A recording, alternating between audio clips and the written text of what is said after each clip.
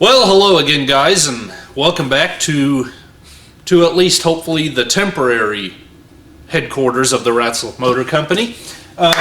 Today we are going to look at our Silver King tractor headlights. Now we're making good and steady progress on this project, and if you're new here, you can go to my channel, click playlists, and find the Silver King tractor playlist and catch up to us already. Come on, guy. Anyway, as seen in a previous video, somebody did the Los Angeles shopping spree on one of the headlights, you know, the old 5-finger discount, and just yanked her right out of the fender and ran for it. You know, either the owner showed up or the law, or I don't know what was going on. Anyway, they must have got interrupted or decided playing video games was just easier than trying to steal the second one. So at least we do have one to make a pattern off of. Replacing the headlights, it turns out, is the easy part, but the bracket is another matter. So let's figure this out. So about a year ago, or whenever we took delivery on this tractor, I started looking for parts back then already, and up on eBay someone had Silver King tractor headlights listed. Now obviously they're a little worse for wear, but I went ahead, I don't think the price was too bad at all. I went ahead and purchased them just in case there was something in here we could use. And in fact, on the previous restoration, they just did a headlight delete altogether, so we had nothing. I don't know if anything exists anymore anywhere of those headlights, but I'm guessing it probably doesn't. So these would be valuable as far as the buckets and the trim rings, but that's basically it. Reflectors, you see, are absolutely shot, but you know, it would be a good starting point. However, we're not going to worry about that because turns out we don't have to worry about that. For right now, I am going to take the base off the one we have here and concentrate on that.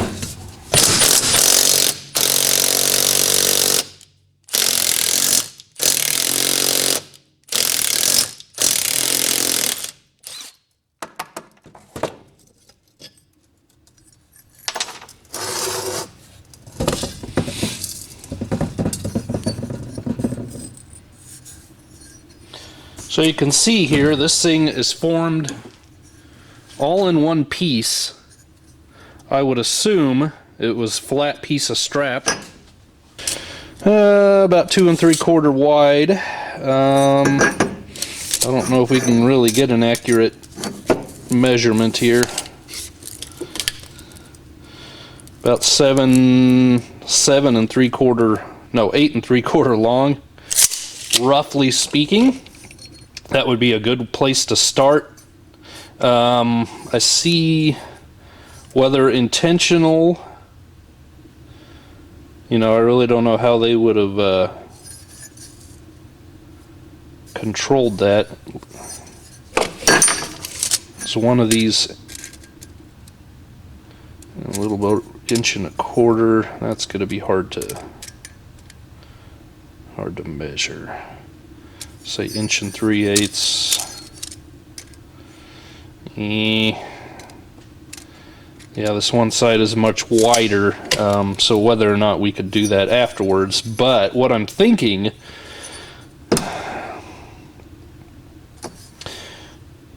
to me, I would assume they had a press and a ring-shaped piece and a ball-shaped piece, and this thing just punched that out. And that's really where I'm going to want to try to start, I think.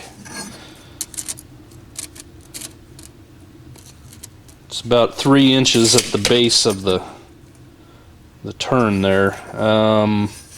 You know, how much time a guy really wants to spend trying to get that absolutely correct, I don't know. But I would need, at the very least, good substantial pipe, 3 inches inside diameter, at least 2.5 deep, and then a ball that size, you know, two and a quarter, 2 inches. I don't know. Okay, packed in amongst the junk in my shop now, and we're making progress here. I made a die here, basically a press. Got a piece of 3-inch inside diameter pipe, and I just tack welded that onto the arbor of my press, and I gave it a bit of a chamfer on the inside on a lathe, so things would move a little bit better. Then I've got a 2-inch ball as my bottom piece, and on our original, that all fits very nice. And my first attempt ends up looking like this. Now it's got these, kind of looks like a cat head there, basically because I'm just using a piece of pipe really to get the original dome shape that they have going on here. My top die would have to be a perfect round dimple also that matches the profile, plus the thickness of the metal, you know, that matches the ball. So you'd have to have a nicely milled out dome shape there, which I'm certainly not going to take the time to do. We got very close. The only way I can make that a little bit better is I need to make this stop forming the dome sooner than it did. I cut this at 3 inches tall, and if it was at 2 inches tall, it would be all the better. So I'm going to use this nut as a spacer when we do it the next time. And, you know, the sky's the limit on how much time and money you want to invest in something like this. I'm investing no money, only time, and it's a one-off piece, you know, and I think we can get it. The only thing I'm going to have to do when we're happy here is I'm going to have to come back with a torch, heat this up, use the ball as a mandrel or whatever you want to call it, and hammer that shut a little bit and round it over to match that down there on the floor, and then we will be good. I cut 2 more blanks, so hopefully in 1 or 2 more attempts we can get it, but if I need to go get more material, we can. So I'm going to line the next one up. I'll try to set you up somewhere here, and we'll give it a shot.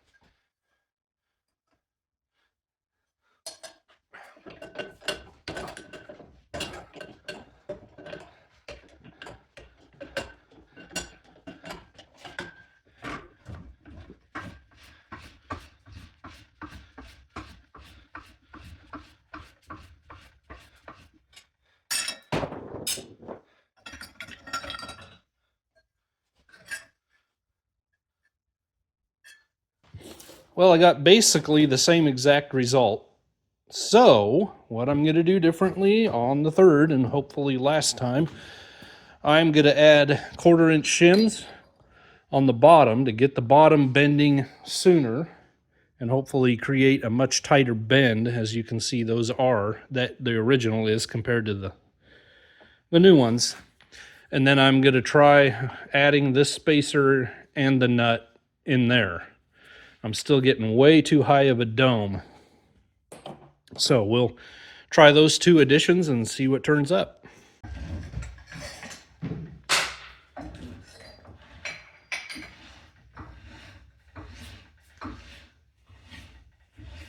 Well, we'll see how we did this time.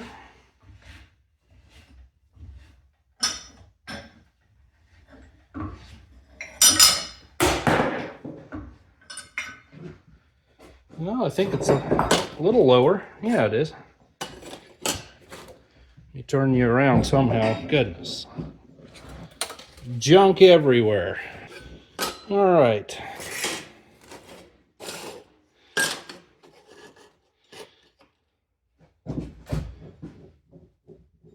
Our height is very, very close.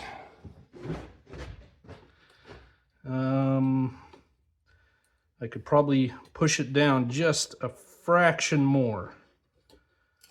Just a fraction. Yeah. Oh yeah, our height is, once we get past these ears, once we get those knocked down into a round, our height should look pretty good. I think I need to raise the beams, the bed on the press. That's part of my problem, is I wasn't able to go low enough because I'm running out of arbor length. So I'm gonna raise that and press just a little bit more, see if I can get a little more bend out of these. And I think we're gonna be great, in great shape.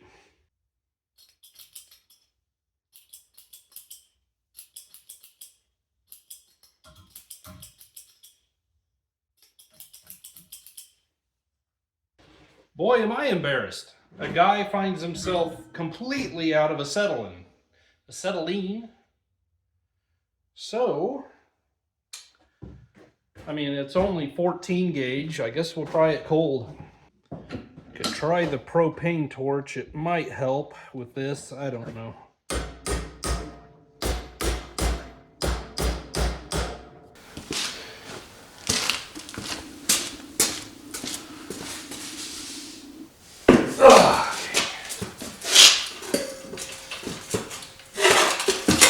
I ran to the other shop and grabbed that bottle. I hope there's some left in it. I know there is. The reason I just didn't take the work over there is I like my cheap garbage vise far better than either one of those cheap garbage vices. So.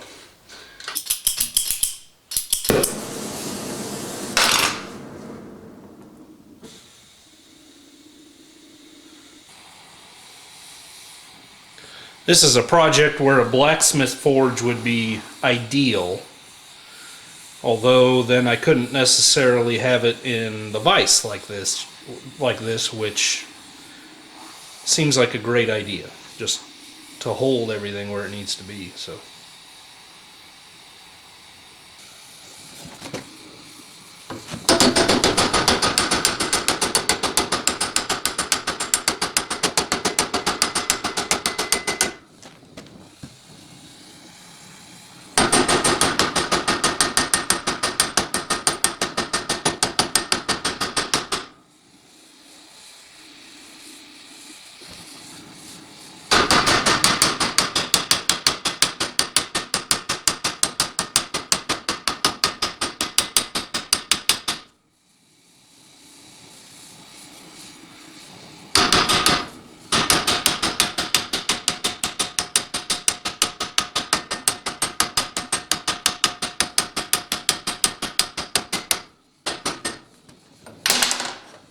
Starting to look vaguely familiar, eh? Yeah.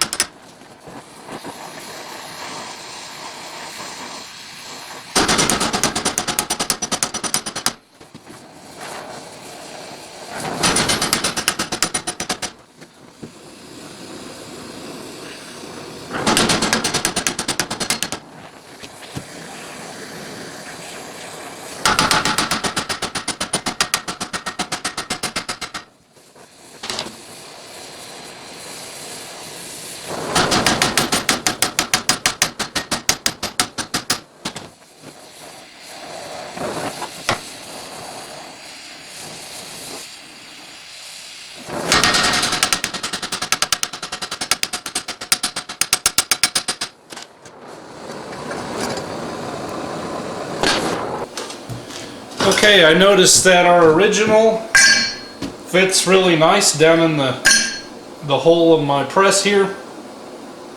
So just for fun, I better grab a glove because that hitch ball is hot.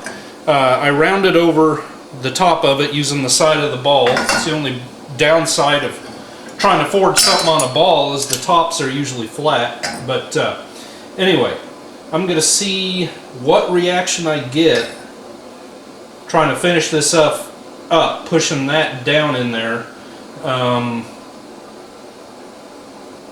I may even use the torch as I go. Let's just try it.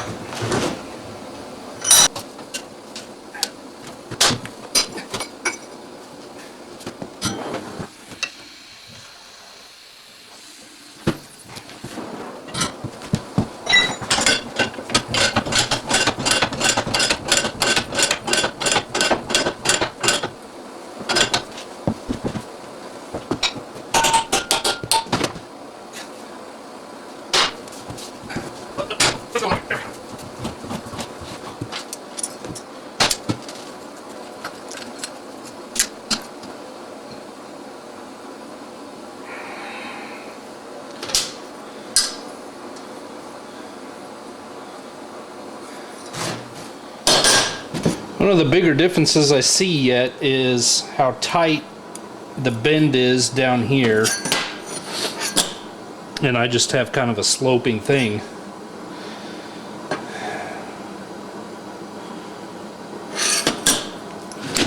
And I'm just going to have to play around and see what works with that, whether it's merely by hand or if I can replicate that here on the press. Okay, here's the raw thing. We got her pretty much set where we want it. I could come in here. Obviously there's going to be quite a bit of grinding and then sanding, drilling holes, drill holes and cut out the slot. And you can see how it still kind of looks a little bit narrower here versus mine. And part of that is because I have so many layers doubled up on each other when I was forging it in heat. And honestly, it looks like they... I don't know that I'm seeing a weld. It's certainly bunched up a little bit there, not so much here. So either they did the same thing, roughly the same thing, or they removed material beforehand. I don't think they did. It's kind of hard to tell what they did. But anyway, they would have had to get rid of material somehow. So that's part of what's going on. And once a lot of that is ground down, then it'll be much narrower. You can see we got a curve to this one, and we got the opposite curve to that one. That worked out very well.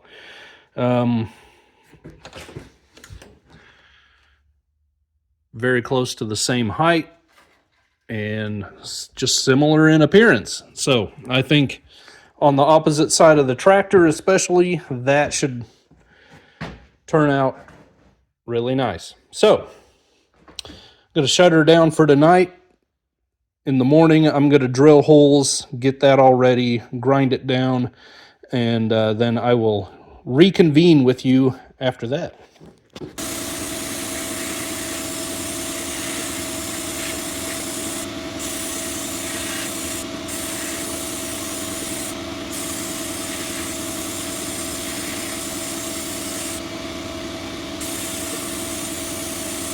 Now guys, when you're restoring something, your natural inclination is to do it as perfect as you can, to make it as perfect as you can.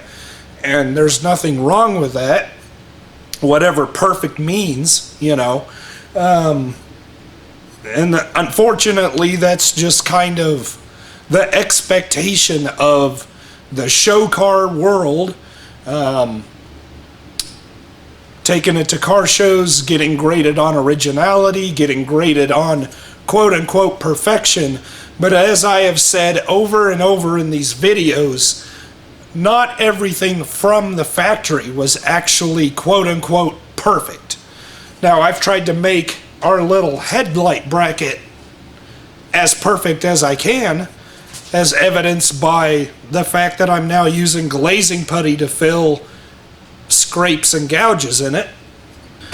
But we come over here to our freshly sandblasted, media blasted original, and you can see that it is full of similar gouges and scrapes from their doing pretty much a similar operation like we did. And did they bother to make it perfect? No, they did not. So now that, and we can see gouges where their top piece went down and was pushing on the metal. So the question now is, what do I do with this? Well, I'm going to clean up the edges where it's been chewed up and made kind of beat up. Just go over with the die grinder, try to get rid of some of the pitting, some of the rough edges, but otherwise, I'm going to leave it for what it is. Your primer and your paint will take care of a lot of that, but, doing a restoration, technically you're restoring it to what it once was, not what it could be in a perfect world. We suggest that you like and subscribe now.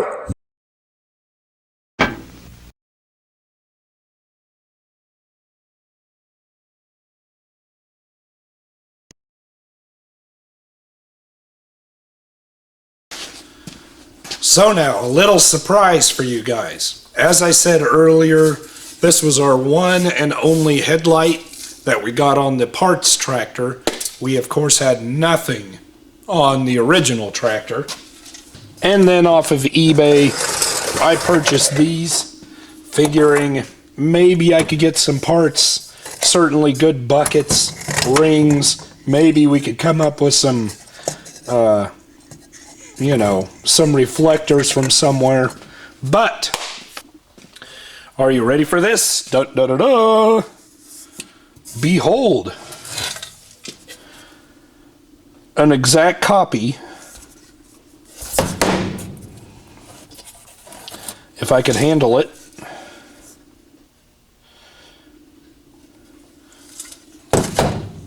an exact copy of the original Silver King, at least the Model 42, if not more models, headlights. Isn't that incredible? I was online looking at tractor parts, warehouse websites, just looking for something that I thought maybe would work, when I had an idea. Oh. And then I had another idea. And sure enough, I went to Brillman's website, typed in Silver King headlights. These came up. I don't know who manufactures them, but they are beautiful. Now I have come in ahead of you folks. I've primed, I've sanded a little bit, scuffed them up, all our headlight parts, and then I came in and I painted them, the insides, with gloss black out of a rattle can, just so I wouldn't have to focus on inside and outside at the same time. That usually ends up making a mess, So now, especially on the headlight buckets themselves, I can just keep them upside down and paint the outside so they look nice and focus on that. These, of course, are still going to try to flop around everywhere, but we'll do our best. So when we look at the three original headlight examples that we have, you can see that they are originally black inside and out. And rather than spending another $200 or more equivalent of product on a gloss black body paint, automotive paint, and which would include the reducers and the hardeners and all that stuff, I just decided we'd go even more original and just shoot some enamel on it, just a fraction of the cost. Went to Ace. This is their brand. You know, should be same thing as Rust-Oleum. Along with that, we're going to thin it out with acetone. And then this is an enamel hardener I got from Tractor Supply also. But that should help the longevity of the paint and for it to cure a little faster. Now, if you search spraying a Rust-Oleum type enamel online, you'll find many varying opinions, all claiming to be the perfect ratio of this. And typically they're either using acetone or, I think I just changed cans on you, acetone or mineral spirits. I think mineral spirits would probably dry a little slower, and it's cold here. But what I'm going to do, I've just decided, for no particular reason, the one I'm going with is 5 parts paint, 3 parts thinner, 1 part hardener. Like I say, they all vary, each claiming to have the best results. Does it really matter? Not sure.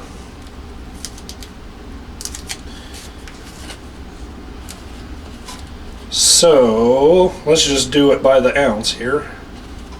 I think I'm still gonna make a mess. Making a mess. Yeah. Stuff is so thick. My tape didn't help. Give me a break here, dude. Well, can is pretty clean, you know. Alright. Acetone, we'll take her to 8.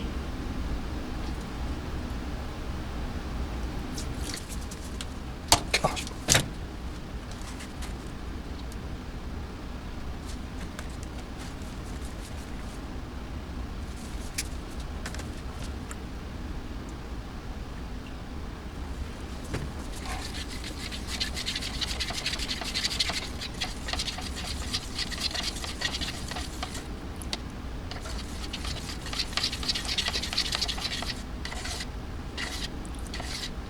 That certainly resembles something far more sprayable than typical. All right.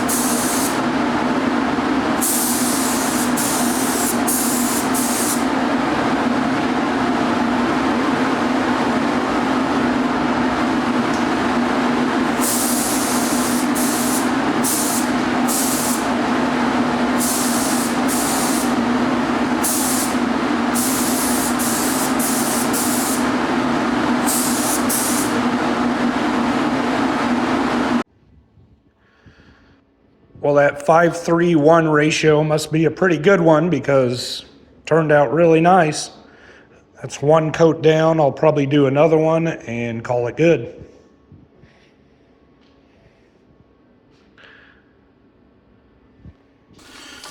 Okay, so it's me, you, a headlight, a box of Huskies, and a Dr. Pepper. And a box of Huskies is better than a box of Huggies any day, as far as I'm concerned. There's a lot of potential in a box of Huggies, you know what I'm saying? Okay, enough of that foolishness. You know, I already have one headlight put together and because it was on my head like a weirdo, the weirdo that I am. It was lit up on my head, so we know they work, right? Set that aside. I'm actually not too pleased with the ring. It's kind of dry in spots. I don't know that you can tell it there, but we may redo that one. This one turned out a little bit shinier. So, and it's just, you know, hanging small parts when they're blowing around, and sometimes it just doesn't work. So you get to redo them sometimes. I'm going to start putting our electrical connector in there, and there's a keyed flat spot like this. Let's get that right. Then we have a small horseshoe clip, kind of like a brake hose. Holds it in there.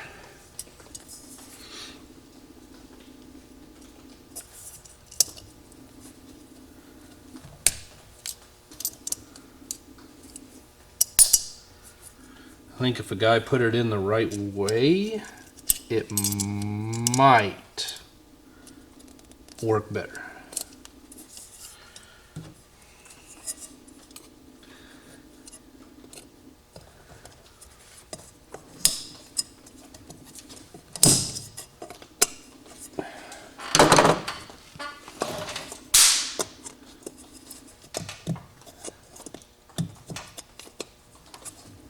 Okay, if you can see that in there.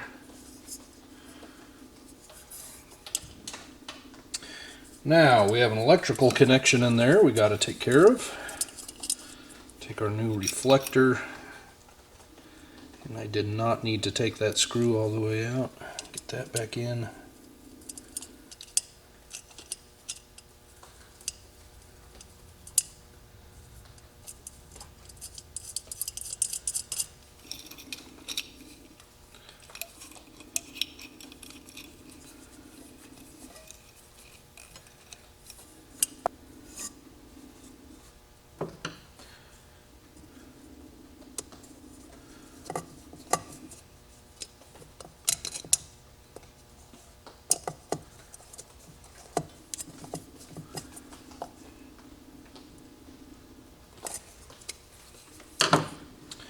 Okay, now, before I knew I was even getting brand new headlights, I ordered kind of an old Mazda style 6-volt headlight bulb, also from Brillman. Pretty cool stuff. However, these came with bulbs, 6-volt taillight style bulbs. So I'm just going to set those aside. We'll take them home and put them in the stock, you know. Put them on the shelf for another day. These go right in here like they should and look great. So the gasket on the other one was a bit of a pain. We'll see what this one tries to do, but I want the split in the gasket on the bottom. Let me just slide this notch in the side here. Goes right in. We'll put that aside. Get our glass.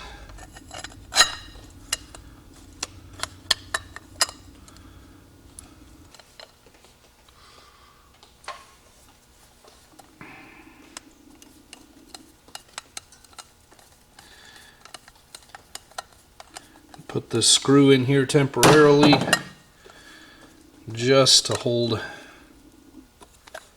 everything together.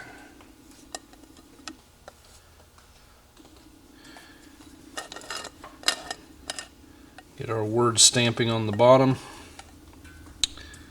And then we have 2 little spring clips.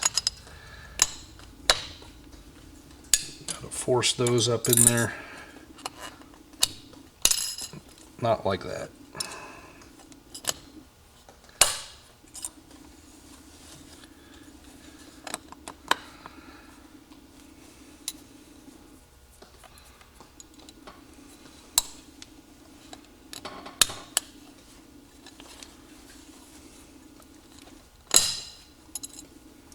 You just don't want to cooperate, do you?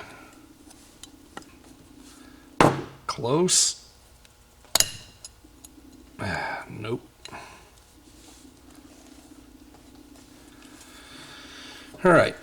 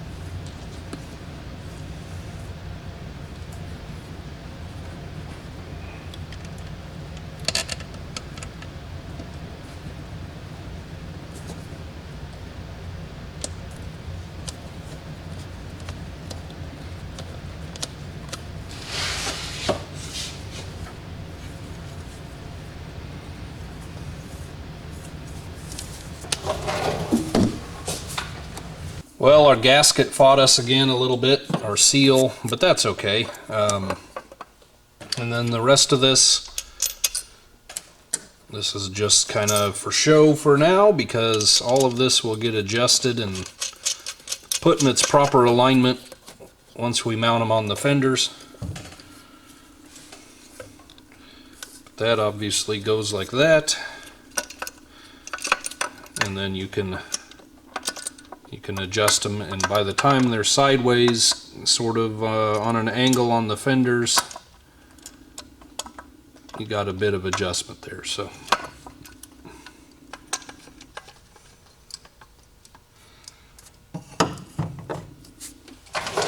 well, I think you probably knew that this was coming. We just had to try them. Oh yeah. That'll bring you home in a blizzard after a hard day of farming. Thanks so much for joining me, guys. God bless you. We'll see you on the next one. Beep beep beep beep beep beep beep beep beep beep beep beep beep beep beep.